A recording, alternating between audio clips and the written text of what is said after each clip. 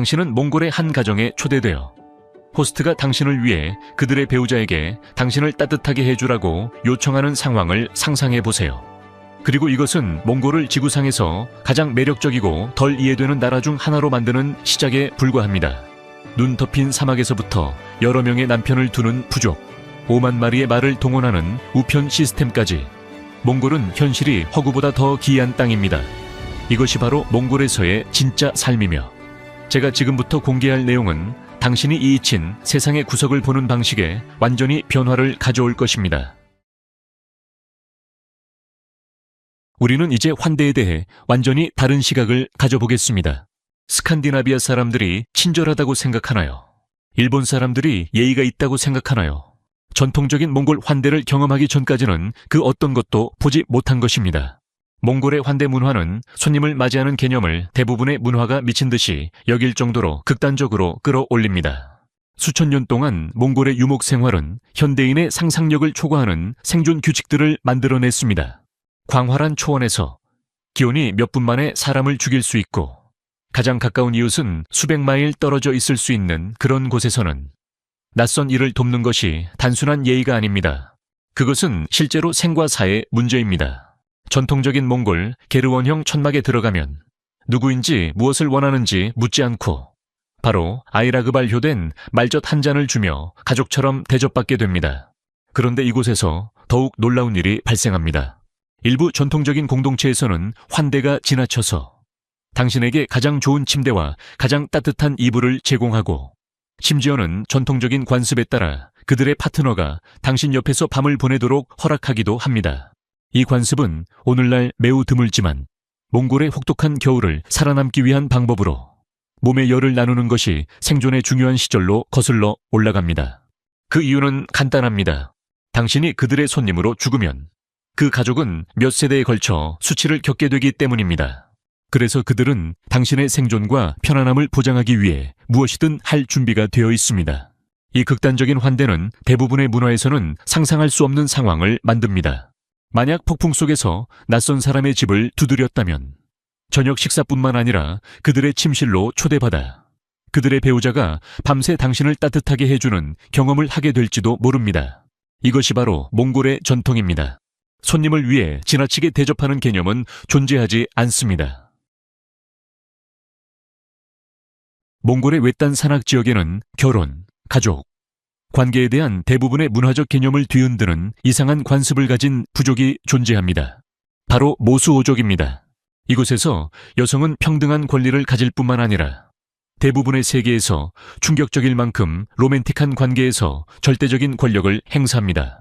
모수오 사회에서는 여성들이 원하는 만큼 많은 연인을 가질 수 있으며 이것은 간통이나 불륜으로 간주되지 않습니다.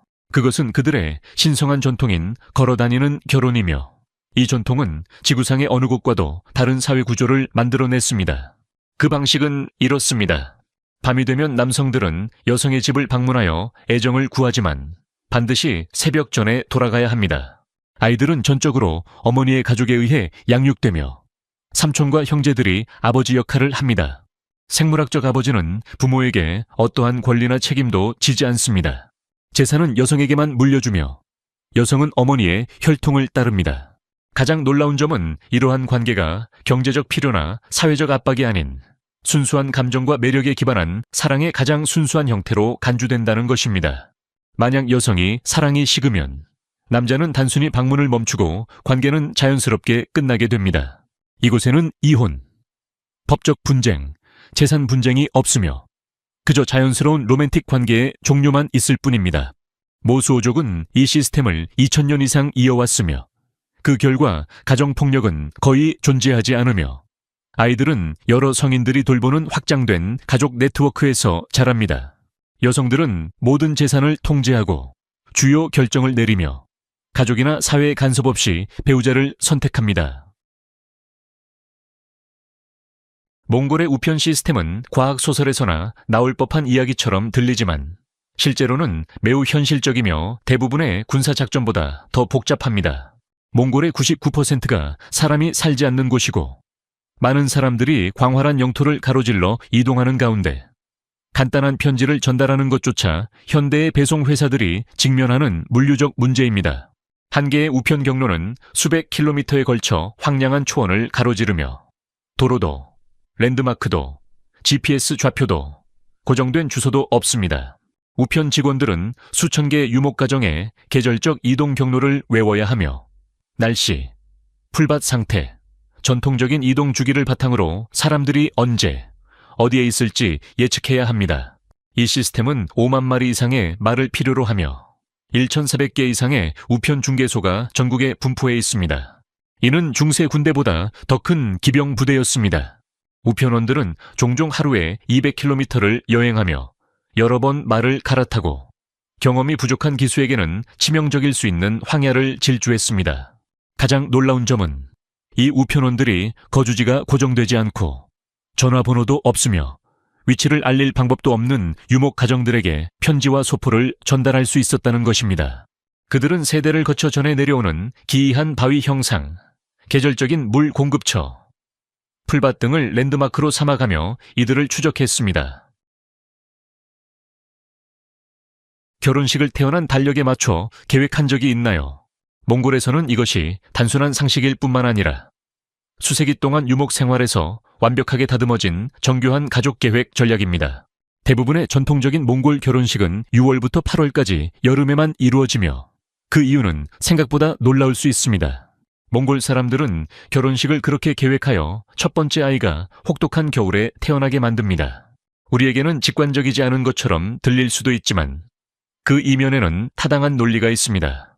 겨울에 태어난 아이는 가족들이 따뜻한 집에 있을 때 어머니들이 잘 돌봄을 받으며 공동체가 송아지를 기르는 대신 갓 태어난 아기를 돌볼 수 있는 시간이 생기기 때문입니다.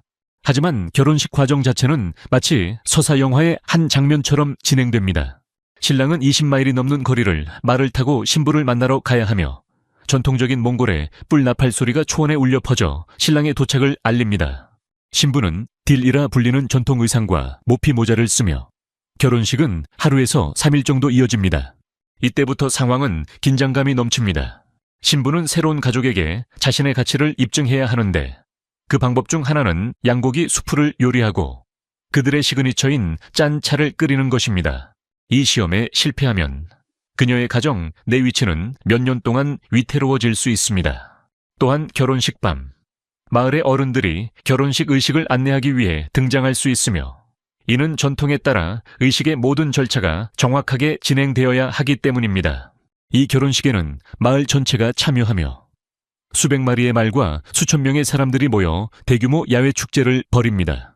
결혼식을 계획하는 일은 마치 악몽처럼 느껴지며 다른 지역에서의 결혼식이 간단해 보일 정도입니다.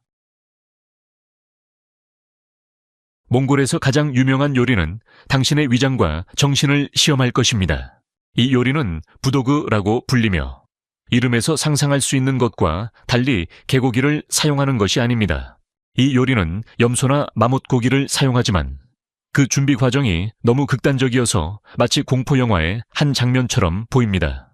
준비 과정은 뜨거운 불에 돌을 달군 후 그 돌이 빨갛게 달궈질 때까지 기다리는 것으로 시작됩니다. 요리 과정은 매우 고된 작업이라서 경험이 부족한 요리사들은 고온의 돌에 접촉하여 심한 화상을 입을 수 있습니다. 이 요리법은 수세대에 걸쳐 유목 가정에서 전해 내려오는 특수한 도구와 기법을 필요로 합니다. 더 놀라운 점은 부도그가 겨울철에 주로 준비된다는 것입니다. 이미 생명이 위협받을 수 있는 온도에서 빨갛게 달궈진 돌을 다뤄야 하므로 극한의 열과 추위가 결합된 요리 환경에서 작업이 이루어집니다. 이는 현대 주방의 안전 규정을 완전히 무시하는 방식입니다. 이 요리는 단순히 영양 공급을 위한 것이 아니라 생존을 위한 것입니다. 고기 속 지방은 몽골의 혹독한 겨울을 견딜 수 있는 칼로리를 제공하며 공동체가 함께 요리하는 과정은 가장 힘든 겨울의 시기에도 가족과 공동체를 하나로 묶어줍니다. 사막을 생각하면 아마도 타는 듯한 더위, 끝없이 펼쳐진 모래 언덕, 그리고 가끔 떠도는 낙타를 떠올리게 될 것입니다. 하지만 몽골의 고비 사막은 그런 예상들을 완전히 깨뜨리고 과학적으로 불가능해 보이는 현상을 보여줍니다. 고비 사막은 세상에서 유일하게 눈이 오는 사막입니다. 얇은 눈이 아닌 거센 눈보라가 불어와 모래 언덕을 바닐라 아이스크림에 검은 후추를 뿌린 듯한 모습으로 변하게 만듭니다. 겨울에는 기온이 섭씨 영하 40도까지 떨어지며 이는 화씨 영하 40도에 해당합니다. 이 정도 온도는 당신의 생각이 형성되기도 전에 얼어버릴 정도로 차갑습니다. 하지만 진짜 미친 부분은 고비에서 하루 만에 4계절을 모두 경험할 수 있다는 것입니다. 아침에는 알래스카에 갇힌 듯한 기분이 들며 찬바람이 옷을 뚫고 들어옵니다. 정고가 되면 네바다 사막처럼 강렬한 햇빛이 눈을 멀게 만들 정도로 강렬합니다. 오후에는 마치 액션 영화의 한 장면처럼 강력한 모래 폭풍이 불어옵니다. 그리고 밤이 되면 순식간에 얼어붙을 만큼 차가운 기온이 당신을 덮쳐 준비되지 않은 사람은 몇 분 만에 목숨을 잃을 수 있습니다. 고비 사막은 300만 평방마일이 넘는 면적을 차지하며 이는 독일의 5배 크기입니다. 캘리포니아주를 3번 이상 넣을 수 있는 크기입니다. 그럼에도 불구하고 수천 명의 몽골 유목민들이 이곳을 집처럼 여깁니다. 이곳에서 자주 볼 수 있는 바크트리안 낙타는 대부분의 동물이 살 수 없는 환경에서 번성합니다. 만약 당신이 고비 사막에서 밤을 보내기로 결심한다면 별을 보는 경험이 우주에 대한 시각을 완전히 바꿔놓을 것입니다. 은하는 마치 과학소설 영화의 한 장면처럼 하늘을 가로지르며 너무나 선명하고 밝아서 손을 뻗으면 닿을 수 있을 것만 같습니다. 이 사실은 당신이 매일 목욕을 하는 것에 대해 전혀 다른 시각을 가지게 할 것입니다. 칭기즈 칸의 통치와 몽골 제국의 절정기 동안 목욕을 하지 않는 것이 일반적인 일이었을 뿐만 아니라 신성하고 영적으로 중요한 것으로 여겨졌습니다. 몽골 사람들은 목욕이 지하에서 흐르는 용의 기운을 방해하고 그들의 운명을 지배하는 신들을 화나게 한다고 믿었습니다. 그래서 사람들은 몇 달, 때로는 몇 년 동안 목욕을 하지 않았습니다. 전사들은 옷이 헤어질 때까지 그 옷을 입고 다녔으며 간혹 의복에 살고 있는 이들을 털어내기만 했습니다.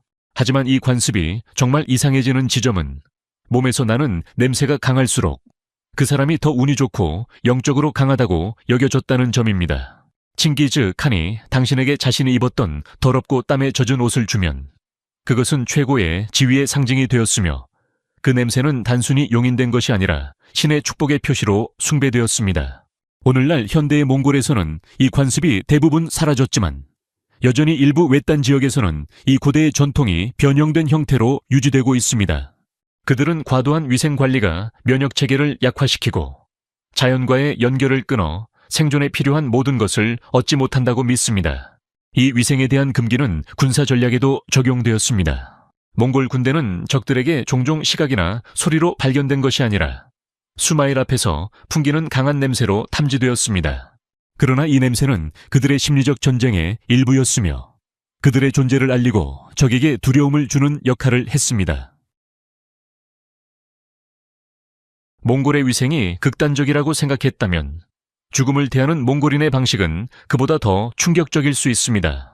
몽골인들은 하늘 장례식을 시행하는데 이는 삶과 죽음, 그리고 죽은 자의 시신이 어떻게 다뤄지는지에 대해 완전히 새로운 관점을 제공하는 장례의식입니다. 하늘 장례식은 고인이 된 자를 외딴 산지로 데려가 새나 야생 동물들에게 시신을 완전히 노출시키는 의식입니다. 이는 방치나 무례함이 아니라 삶에서 죽음으로의 전환에서 가장 신성한 방법으로 여겨집니다. 죽은 자의 육체를 자연에 맡기는 마지막 미덕의 행위로 간주됩니다. 하지만 여기서 소름 끼치는 부분은 가족들이 정확히 3일 후에 시신을 확인하러 돌아온다는 점입니다. 만약 시신 일부가 남아있으면 그것은 고인이 해결되지 않은 영적 문제가 있었다는 징조로 여겨집니다. 이 관습은 16세기에 알탄칸이 불교를 국교로 선언하고 전통적인 매장 방식을 금지하면서 시작되었습니다. 매장이 얼어붙은 땅에서는 거의 불가능하고 화장에는 자원이 부족하며 하늘 장례식은 죽은 자가 자연의 마지막으로 기부하는 행위가 될 수 있기 때문입니다. 현대의 몽골인들은 여전히 외딴 지역에서 하늘 장례식을 시행하고 있지만 도시화와 환경 변화로 인해 더 어려워졌습니다. 그러나 전통적인 유목민 가정에서는 여전히 이 방법이 세상을 떠나는 가장 존엄한 방법으로 여겨지고 있습니다. 몽골에서 음료를 거부하는 것은 단순히 무례한 것이 아니라 사실상 전쟁 선포와 다름없습니다. 마레의 우유로 만든 술, 즉 창고처럼 냄새가 나고 발효된 치즈와 청소용품을 섞은 듯한 맛이 나는 술을 제시받으면 당신은 그것을 받아들여야 합니다. 하지만 그것을 받아들이는 것만으로는 끝이 아닙니다. 그것은 정교한 의식을 시작하는 것이며 준비가 부족한 손님은 병원에 실려갈 수 있습니다. 음주의식은 정확하게 이행되어야 하며 그렇지 않으면 주인 가정과 그들의 조상들을 불쾌하게 만들 위험이 있습니다. 남자는 두 무릎을 꿇고 낮은 자세로 두 손을 앞으로 내밀어 음료를 받아야 합니다. 미혼 여성은 같은 의식을 하지만 기혼 여성은 한쪽 무릎을 꿇고 오른손을 듭니다. 신부는 잔을 올리면서 특별한 주문을 외워야 하며 이 의식 중 어느 하나라도 위반되면 큰 실례로 간주됩니다. 하지만 여기서 위험한 점은 몽골 사람들이 당신이 음료를 마시지 않거나 적당히 마시지 않으면 그들의 가축에 저주를 내리고 전체 가족에게 불행을 가져온다고 믿는다는 점입니다. 그래서 그들은 당신이 적절한 수준의 존경과 즐거움을 보여줄 때까지 계속해서 술을 채워 넣습니다. 이 음료는 매우 강한 술로 알코올 농도가 15-20%에 이를 수 있으며 그들이 요구하는 양을 마시다 보면 심지어 숙련된 음주자도 경악할 정도입니다. 이 음주 의식에 참여하지 않으면 당신은 공동체에서 완전히 추방될 것입니다. 당신은 단지 쫓겨나는 것에 그치지 않고 존재하지 않는 사람처럼 취급받을 것입니다. 그리고 당신의 불경은 수백 마일을 넘는 다른 가정들로 퍼져나갈 것입니다. 극한의 환경에서 살아가는 방법에 대해 이야기하자면 세계에서 가장 추운 수도인 몽골의 울란바토르에 대해 이야기해 보겠습니다. 여기서는 단순히 재킷을 입어야 할 정도로 쌀쌀한 날씨가 아니라 기온이 섭씨 영하 40도까지 내려가서 침을 뱉으면 그것이 얼어 땅에 떨어지는 정도의 추위가 일상입니다. 몽골 인구의 절반에 해당하는 130만 명 이상이 이 얼어붙은 황무지에서 삶을 꾸리고 있으며 적절한 보호 없이 밖에 나가면 몇 분 내로 죽을 수 있습니다. 이 도시는 겨울철에 너무나 극단적인 기온을 경험하는데 차 엔진이 시동을 걸지 못하고 금속이 너무 부서져 쉽게 깨지며 노출된 피부는 30초 이내에 동상에 걸릴 수 있습니다. 그럼에도 불구하고 이 북극 도시에는 300개 이상의 바와 나이트클럽이 있어 아시아에서 가장 활기찬 밤문화 장면을 만들어냅니다. 방문객들은 가게에 가려면 북극 탐험가처럼 옷을 껴입어야 하지만 현지인들은 지하클럽과 활기찬 엔터테인먼트 지구에서 새벽까지 파티를 합니다. 이와 같은 환경에서 도시가 원활하게 운영되려면 엄청난 인프라가 필요합니다. 건물에는 겨울 내내 운영되는 난방 시스템이 필요하고 수도관은 얼지 않도록 지하 깊은 곳에 매설되어 단열 처리됩니다. 도로는 극단적인 기온 변화에 견딜 수 있는 특별한 재료로 만들어집니다. 몽골 사람들이 가장 인상적인 점은 지구에서 가장 혹독한 기후에서 살아남는 능력을 수세대에 걸쳐 개발해온 점입니다. 몽골의 외딴 알타이 산맥에서는 매우 위험하고 특별한 사냥 전통이 있습니다. 13살부터 시작하여 어린이들이 황금 독수리와 함께 사냥하는 법을 배웁니다. 이 독수리는 날개 길이가 2m를 넘으며 강력한 발톱을 가진 거대한 맹금입니다. 이들은 애완동물이나 훈련된 서커스 동물이 아닙니다. 이들은 야생에서 잡아들여져 몇 년 동안 사냥을 훈련받습니다. 사냥감으로는 늑대, 여우 등 위험한 동물들이 포함됩니다. 어린 사냥꾼과 독수리 사이의 관계는 매우 깊고 그들은 미세한 제스처와 호출로 서로를 소통합니다. 훈련은 엄청난 체력과 정신적 훈련을 요구합니다. 어린이들은 7kg이 넘는 독수리를 등에 메고 험난한 산길을 달려야 하며 잘못된 행동 하나가 부상이나 죽음을 초래할 수 있습니다. 이 전통은 매년 10월에 열리는 황금 독수리 축제에서 재현되며 사냥꾼과 독수리의 속도와 정밀도 그리고 그들 사이에 유대감을 테스트하는 경쟁이 펼쳐집니다.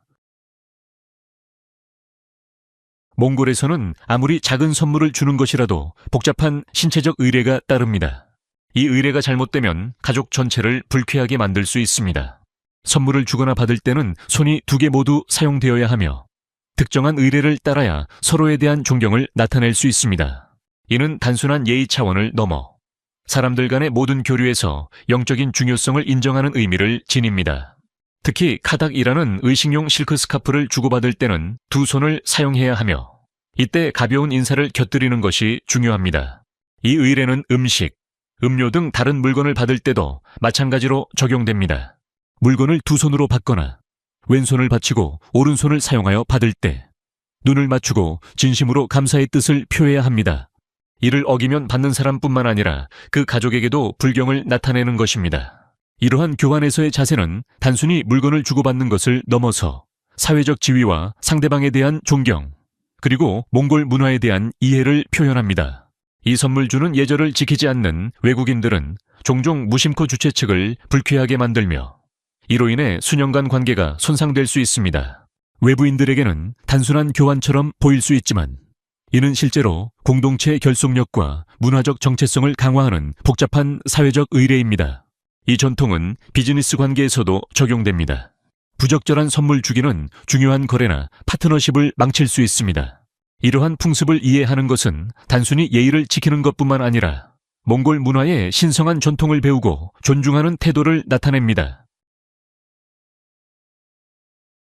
몽골의 전통 의상인 딜은 단순한 옷이 아니라 다목적 생존 시스템으로 변장한 외투입니다. 이 의상 하나로 코트, 담요, 침낭, 바람막이, 보관용 자루, 심지어 비상대피소까지 될 수 있으며 착용자의 품위와 문화적 정체성을 지켜줍니다. 두꺼운 양모나 천연 실크로 만들어진 딜벨트는 현대 겨울옷을 입은 사람이라면 질식할 정도의 날씨에서도 엄청난 따뜻함을 제공합니다. 하지만 진정한 장점은 사람들이 간과하는 디자인 세부 사항에 있습니다. 넓고 튼튼한 벨트는 장식용이 아니라 생존에 필수적인 도구나 음식, 발효된 말, 우유 용기 등을 담는 데 사용되었습니다. 스카프의 색상과 패턴은 중요한 사회적 정보를 전달합니다. 나이가 많은 사람들은 어두운 토양 색조를 입으며 이는 지혜와 경험을 나타내고 젊은 사람들은 에너지와 활력을 반영하는 밝은 빨강과 주황색을 입습니다. 특정 자수 패턴은 그 사람이 어느 지역 출신인지, 가족의 지위, 심지어 직업을 나타낼 수 있습니다. 몽골 전통의 두 개의 따은 머리는 실제로 스타워즈의 레이아 공주 스타일에서 영감을 받았습니다. 이 헤어스타일은 멋스럽기도 하지만 혹독한 날씨 속에서도 따뜻함을 유지하고 손쉽게 스타일링할 수 있습니다. 또한 수백 년에 걸쳐 전해진 문화적 전통을 유지하는 방법이기도 합니다. 가장 놀라운 점은 몽골 사람들이 전통적으로 약모를 발효된 말 우유에 묻혀 세탁한다는 점입니다. 이는 자연 항균제로 좋은 향기를 남기고 약모를 부드럽게 유지해 줍니다. 비록 원거리 지역에서는 비누를 구할 수 없었지만 이 세탁 방법은 사실 현대 세제보다 약모의 단열 특성을 더 잘 유지하는 데 효과적입니다. 매년 겨울 기온이 영하 40도까지 떨어지고 대부분의 사람들이 실내에 숨어 있을 때 몽골 사람들은 논리와 안전을 무시한 행동을 합니다. 그들은 얼어붙은 호수에 모여서 여러 날 동안 축제를 즐깁니다. 이는 혹독한 겨울을 또다시 견딘 것을 기념하는 행사로 아무 준비 없이 방문한 사람이라면 생명까지 위험할 수 있는 환경입니다. 수천 명이 러시아와의 국경 근처의 외진 지역으로 모여 호수 코브스골에서 겨울 스포츠와 축제를 벌입니다. 이 호수는 얼음이 수미터 깊게 얼어붙어 자연 얼음 경기장을 형성하며 이곳은 지구상에서 가장 외진 곳 중 하나입니다. 얼음에서 벌어지는 활동들은 겨울 올림픽보다 훨씬 극단적이라 보통 사람들은 이를 레저 활동이라기보다는 생사의 경계에서 치르는 일이라고 할 수 있습니다. 몽골 사람들은 얼음 위에서 속도 경쟁을 벌이며 거친 자연 얼음 위에서 아주 위험한 속도로 스케이팅을 합니다. 미끄러운 얼음 위에서 줄다리기를 하고 패배한 팀은 거친 얼음 위로 끌려가기도 합니다. 영하의 바람 속에서 활쏘기 대회가 열리기도 하는데 이는 대부분의 사람들이 활을 제대로 잡기 힘들 정도로 추운 날씨입니다. 가장 놀라운 장면은 샤머니즘 의식이 얼음 위에서 직접 이루어지는 것입니다. 이들은 큰 모닥불을 피우며 몇 시간 동안 타는 불꽃은 대부분의 불을 꺼버릴 만큼 차가운 날씨 속에서도 활활 타오릅니다. 타는 불꽃과 얼어붙은 풍경이 어우러지며 마치 다른 행성의 장면처럼 초현실적인 분위기를 자아냅니다. 이 축제는 단순한 기념일이 아니라 몽골 사람들이 대부분의 다른 민족이 살아남을 수 없을 정도로 가혹한 환경에서 살아남은 인간의 인내를 증명하는 행사입니다. 이 행사들은 봄의 도래를 기념하지만 몽골의 봄은 여전히 영하의 기온을 유지하고 있어 대부분의 사람들이 가장 힘든 겨울의 끝자락이라 생각합니다. 이 축제를 준비하는 것은 굉장히 복잡합니다. 음식, 장비, 수천 명의 사람들을 도로가 없는 외딴 지역으로 운반해야 하며 긴급 서비스도 없습니다. 모든 것은 정확한 기상 예보와 세심한 계획에 의존하고 있으며 갑작스러운 기온 변화는 축제를 생존 상황으로 바꿀 수 있습니다.